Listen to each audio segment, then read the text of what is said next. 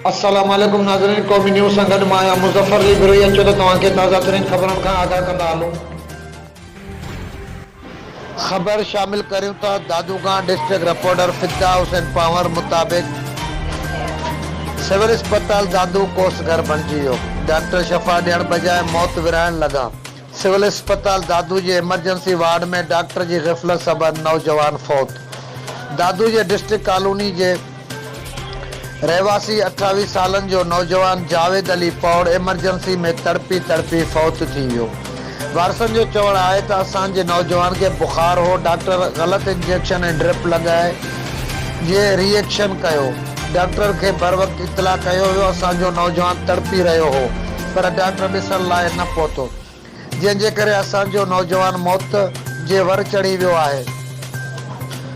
उनखां पोइ वारसन अस्पताल में एहतजाज कयो, जंहिंजे नतीजे में डॉक्टर फरार थी वियो। बाद में पुलिस मामले के कंट्रोल करण लाइ सिविल अस्पताल पहुती। होॾा वारसन सां गॾु सिविल सोसाइटी दादू तरफ़ां मुतालबो कयो वियो आहे त दादू सिविल अस्पताल इंतज़ामिया ते फ़ोन जो हल्को बुखार सो रक्षो पंहिंजो पाण असांजो भाउ हलायो आयो आहे। हिते डॉक्टर वटि आयासीं ॾेखारण। डॉक्टर तबियत ॾिसी हिनखे चयईं त तोखे हली थैली था चाढ़ियूं। आयो बेड ते अची सुम्हारियूंसि। बेड ते सुम्ही ऐं हिनखे रग में सुई हणिबी आहे। सुई हणी हीअं कबो आहे त माना रतु अचे थो न। हिनखे माना जीअं ई पहिरीं सुई हणी त सुई हणण सां हिनखे रतु आयो त माना हिनखे सुई को माना ग़लति हईं, पोइ रग में सूर पएसि पियो। हिन चयो थोरो मूंखे सुई मटाए हण। वरी सुई मटाए जो हईं त वरी उते माना मुंहिंजे अॻियां वात मां गिजूं उछ कढण लॻो, गिगूं कढण लॻो। त डॉक्टर खे मूं चयो त डॉक्टर हीअ छा आहे? त डॉक्टर चवणु लॻो त चए हीअ गिगूं गाड़ी दड़ा। मां चयो गाड़ी दड़ा हिते मां वठी भाउ पहिरियों चकर आयो हुअसि ऐं हीअ गिगूं गाड़ी दड़ा ईंदा आहे, तूं ईअं छा थो चवीं?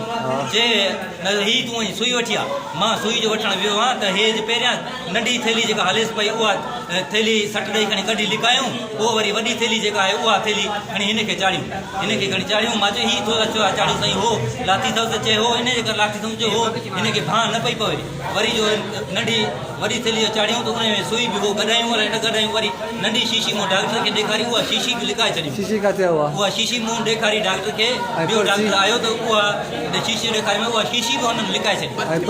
पर्ची जेका ॾिनी जमादार खे, जमादार चयो त मां ते कंदुसि, पोइ ख़बर न आहे उहा जमादार हुई। जमादार कहिड़ो आहे? जमादार हिते बीठो हुयो, एस एच ओ अलाए कहिड़ो आहे, एस पी आहे अलाए डीएसपी आहे, पर हींअर नज़र में नथो अचे। डॉक्टर किथे आहे? एस एच ओ आहे। डॉक्टर किथे आहे? डॉक्टर वेठो आहे ॿाहिरि, पर्ची उन वटि आहे। पर जेका हिनखे जेका सुई जेका हई अथई उहा माना मतिलबु थैली माना हिते ज़ाहिर ई कोन था कनि। असां चऊं था त पर तव्हां कारवाई पोइ कयो। जेका सुई जेका हई अथव थैली, तव्हां चओ था ज़ाहिर न आहे, कुझु बि न आहे, उहा थैली ज़ाहिर कयो न। उहा थैली ओॾी महिल खणी लिकाए छॾी।